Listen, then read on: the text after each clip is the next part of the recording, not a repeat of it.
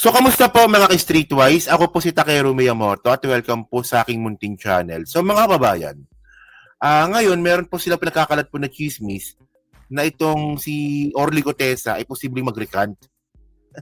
Magre-recant daw. Oo. Pero, ang nakakatawa dito mga kababayan, no, dalawang klaseng pagre-recant yan eh. Di ba? Di ba? Recant na totoo o recant na kabulshitan. Recant na pwedeng sabihin na tinakot siya ni Martin Romualdez o recant na ikakanta niya na po talaga kung bakit siya nagsinungaling. Dalawa yun. So, ano mangyayari? O sana nga mag-recant na sana siya para makaalaman na talaga. So, ngayon, may bali-balita ngayon dito. Actually, no, inunahan na po ng mga DDS yung narrative eh. Inunahan na nila eh. So, sabi dito, Aimee, flood control witnesses to recant due to threats. Okay. Ngayon, ito ngayon ang narrative nila ngayon ng mga DDS, especially itong si Aimee Marcos, na magre-recant na daw po kasi nga daw po tinatakot. Oo. So, sino na nanakot? Si Martin. Si Martin na naman. Witnesses in previous Senate Blue Ribbon Committee hearings on flood control corruption will recant their testimonies following threats on their safety, Senator Aimee Marcos claimed yesterday. Ito yung sinasabi ko eh. Okay. Ito yan eh. So, pwedeng mag-recant dahil gagawa ng issue na tinatakot, di ba? Or pwedeng mag-recant na baka naiipit na. At baka ikanta na po na ito po talaga isang pagsisinungaling ng pasimuno si Marcoleta. So, alin po sa dalawa yon? Di ba? Sa tingin nyo, alin dun sa dalawa yan? In a chat interview, Marcos said, one of the recanting witnesses is Orly Gutesa. The former Marine who claimed to have delivered suitcases containing millions in cash as kickbacks to resign Congressman Saldico and former House Speaker Martin Romualdez, the senator's cousins. She also claimed that Romualdez is the star witness. Di ba? By the Blue Ribbon Chair, Senate President Pro Tempore. Alam nyo, putang na talaga si Aimee, gago talaga to si Aimee, no?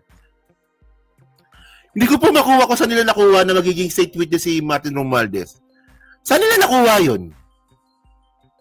Wala po sinasabi yung DOJ. Wala sinasabi yung ICI. Wala rin po sinasabi si Martin Romualdez. Chismosa ka talaga, Aimee, no? Walang nga ka. Kung gaano kahaba yung baba mo, ganun ka rin ka-chismosa.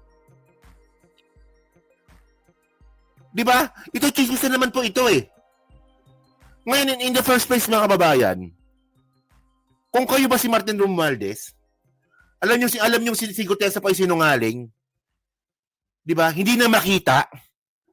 Hindi na po attend ng hearing yan. Ano pa? Pagbabantaan mo pa ba yan? Ako hindi, kung ako si Martin, ako hindi na eh. Kasi basang-basa na po talaga yung papel ni ni Gutesa eh. Oh. Para may video pa ata dito. Tingnan nyo. Ano ba yun? Ito may video nga dito. Totoo, tingnan nyo kung gaano ka-bullshit to, no?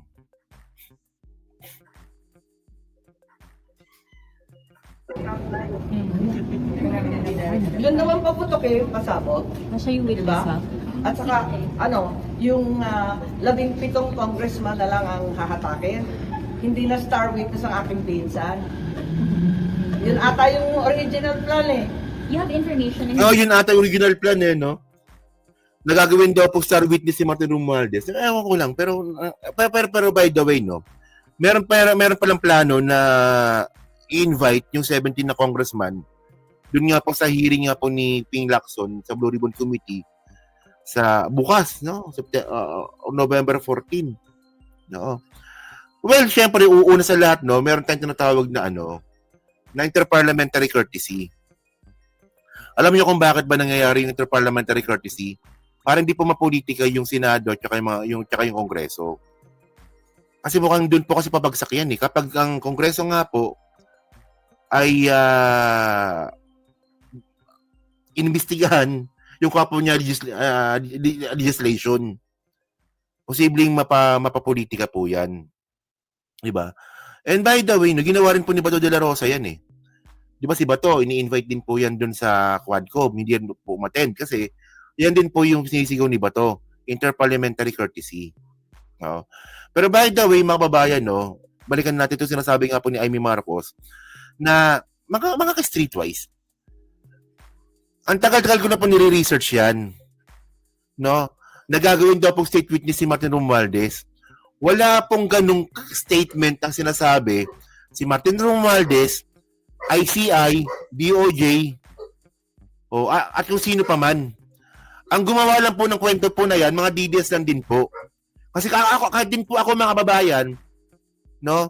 Hindi rin po ako papayag, hindi rin po ako agree na gawing star witness si Martin.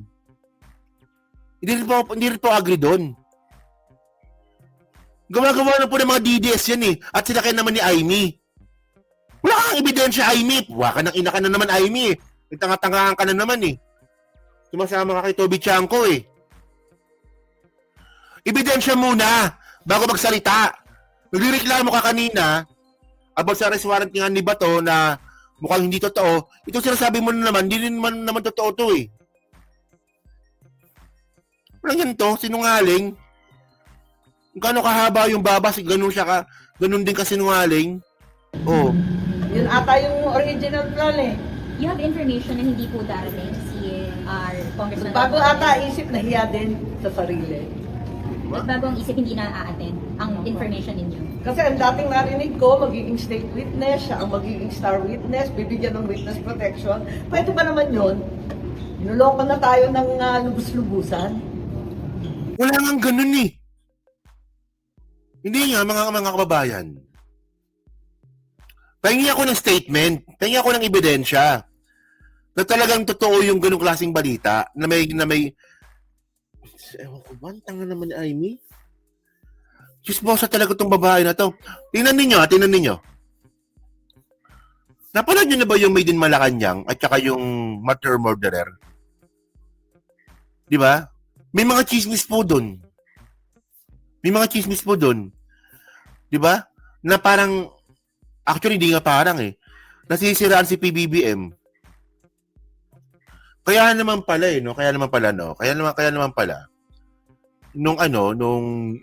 ito kakwento ko lang, no? Nung namigay ako ng ticket ng Martyr or Murderer, merong isang USEC ang sumita sa akin. Oo, ay takero, huwag kang mamimigay ng ticket ng Martyr or Murderer. Kasi nung mga panahon pala na yun, mga kababayan, hindi ko pa naman kasi alam at hindi ko pa naman talaga naintindihan na itong mga pelikula pala ni Amy Marcos, paninira pala kay PBBM. Oo. Di ba? Kasi nung lumabas yung Made in Malacanang alam ko mayroong mali Parang may mali sa pelikula ng Made in Malacanang May mali dito Hindi ko lang siya kayang tanggapin kasi nga po, kakapanalo lang po natin nun sa eleksyon. Pero may mali. Oh. Tapos nung Martyr Murderer, doon ko na talaga napansin na puta, iba to Iba to May mali talaga Pero syempre nung nilabas po yung Martyr Murderer, 'di ba? Hindi pa naman ganoon katindi yung wala pang away ng Duterte Marcos noon. Wala pa. Pasimula pa lang. Okay. So medyo late reaction lang po tayo noon pero pero naalala nyo ba yon nung Martyr or Murderer, namigay po ako ng ticket. No? Meron pong USEC na sumita sa akin. May USEC na sumita sa akin. Ay, takero, na balita ko, namimigay ka ng ticket ng Martyr or Murderer. Baka pwedeng, wag mo nang i-promote. May nagsabi sa akin ganun, baka pwedeng wag mo nang i-promote. Parang, sa isip ko nung, teka lang, bakit ganun? Pelikula ng presidente yun, bakit wag i-promote. Yun naman pala, mga kababayan, no? Ano pala to? Hindi, may mga alam ako dyan sa pero ayoko lang muna sabihin. Pero, may mga may mga cinemas noon na hindi talaga pinapalabas yung Martyr Murderer. May humarang from the government. So, yun naman pala mga kababayan, no? May mga pasimpleng banat po kasi doon sa mga pelikula po na yan. Di ba?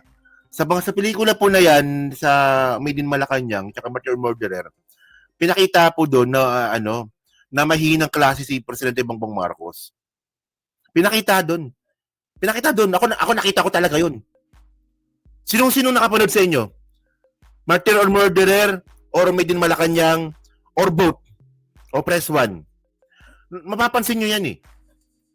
Na yung pelikula mismo, pinapalabas dito, si Aimee yung strong, si BBM yung mahina. Kitang-kita yun dun. Di ba? Tama, Susana J, di ba? Ayun po ang tema ng pelikula.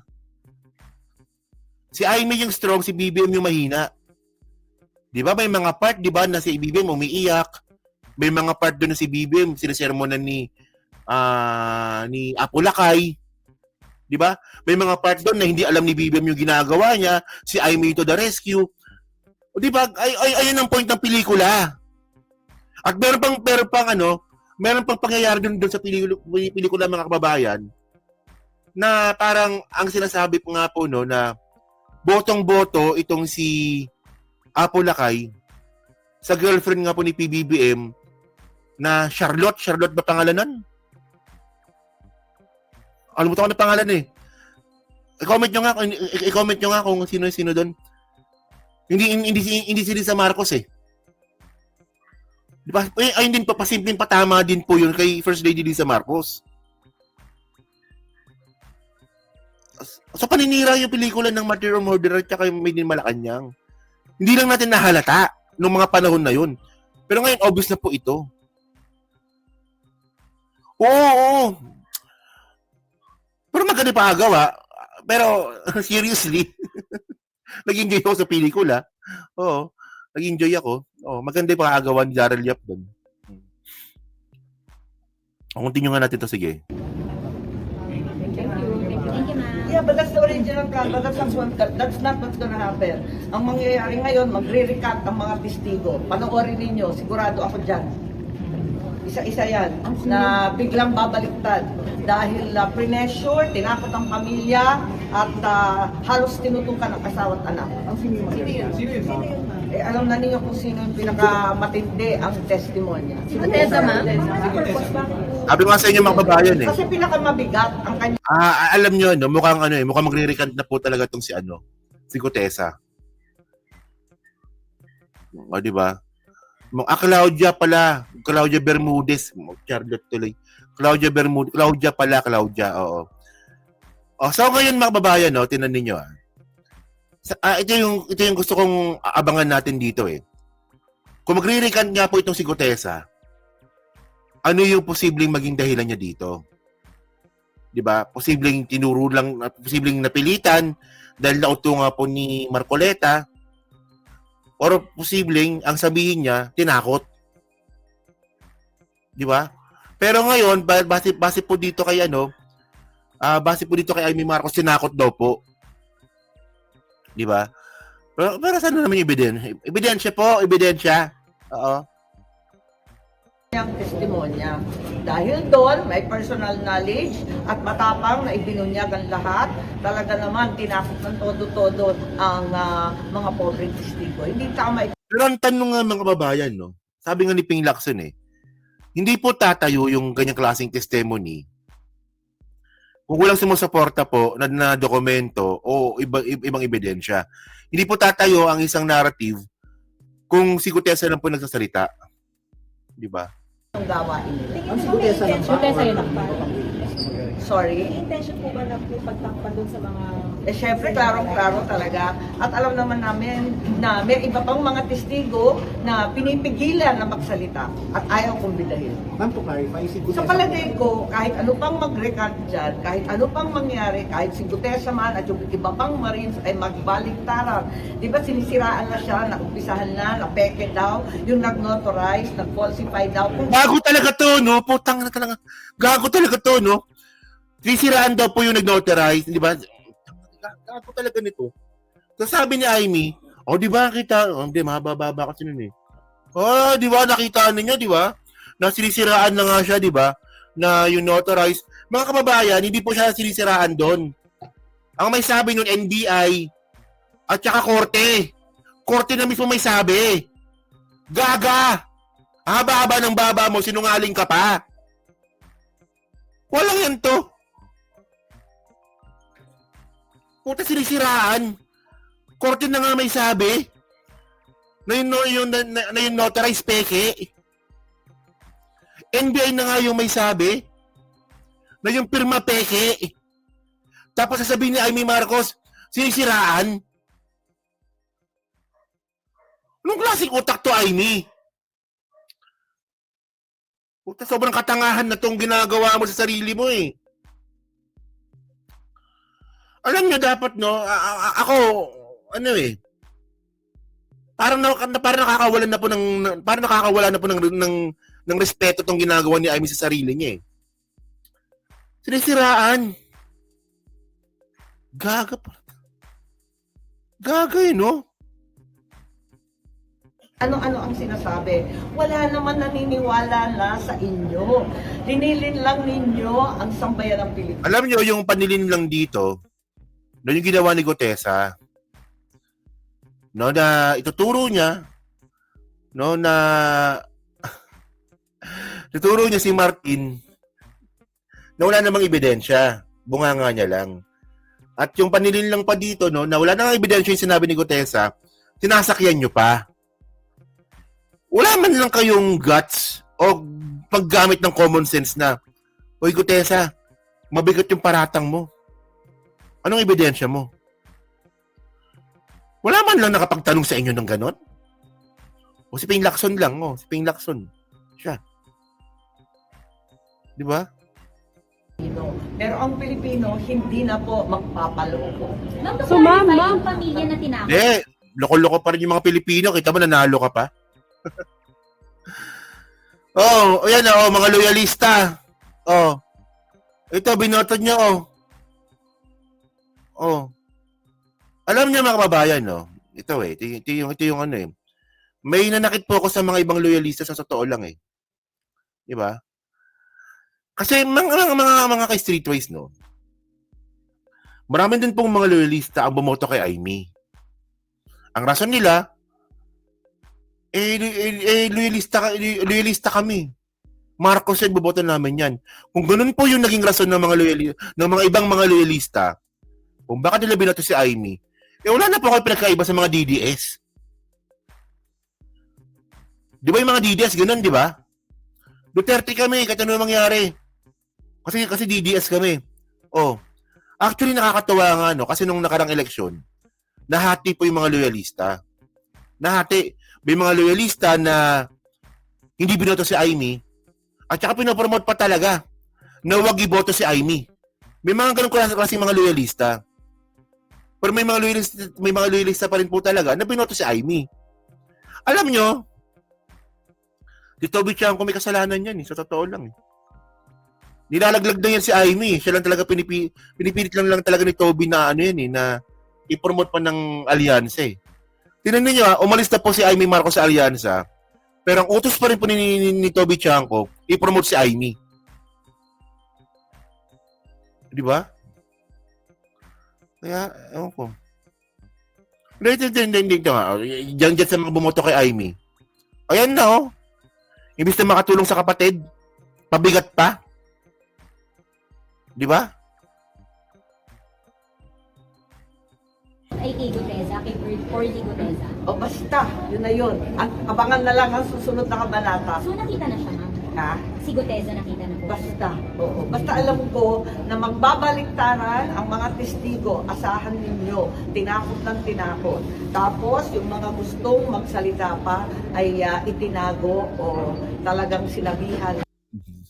Chismosa talaga to, no? Wala na. Boring na. Wala na. Boring na yung Senado. Ganyan na yung usapan. Chismis na. Chismisan na lang. Baka tatong hindi niya kapatid si BBM.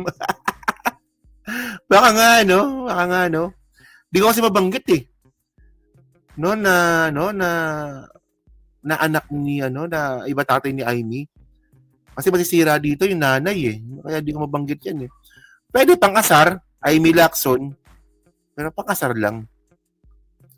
Kasi pag kung siseryosohin natin yan, ang masisira si First Lady Imelda Marcos.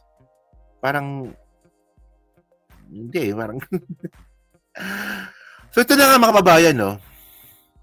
May Lacson Blue Ribbon Panel to invite Romualdez, 17 other House of Representatives to flood control probe. Okay. So mga kababayan, no, tingnan ninyo. Okay. Yung sinasabi nga po ni Amy Marcos na magbabaliktaran na po yung mga witness. Ang tanong dito, sino ba yung mga witness? Ni nga, tingnan ninyo Oh. Sabi ni Amy, magbabaliktaran na raw po yung mga witness. Ang tanong dito, sino ba yung mga witness? Ang mga witness mga kababayan, yung mga sangkot din po sa flood control. Sila rin po yun. Oh. Kaya kung magbabaliktaran yung mga yan, hindi na po nakakapagduda yun. Kasi nga po, puta makukulong po sila. At ito yung nakakatawa dito eh. Blue Ribbon Panel invite Romualdez and 17 other House Representatives to flood control probe. So, di po talaga makuha yung point no kung bakit nila iniimbitahan. Well, in the first place, yung 17 po na congressman na yan, ito po yung mga pinangalanan nga po ni Diskaya. So, naniniwala kayo kay Diskaya? Papatawag niyo si Romualdez dahil naniniwala din kayo kay Gutesa? Ganun ba yung point dyan? O, di ba? The Senate Blue Ribbon Committee will invite former House Speaker Martin Romualdez and 17 other members of the HOR to the continuation of the panel's inquiry to the anomalous flood control project. So, mangyayari po ito bukas. O, di ba? Pero in the first place, mga babae, ito yung sinasabi ko eh.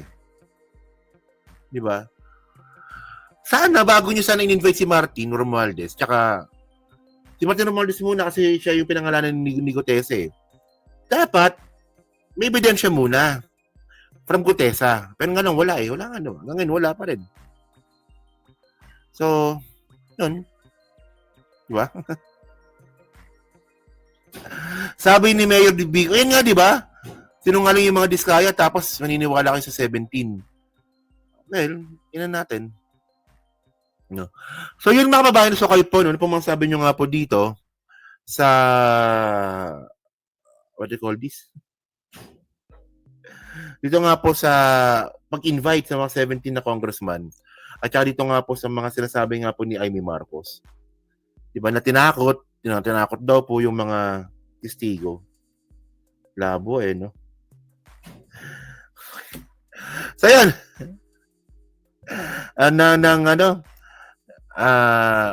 Mang babain ka Amy Baba. Pero sa pag-comment lang po, sa babat, binabasa ko pong lahat yan. Siyempre, yan po sa Team Replay. So, palike, subscribe, di mga kalakalabisan, pa-share na rin po ng video po na to. Okay?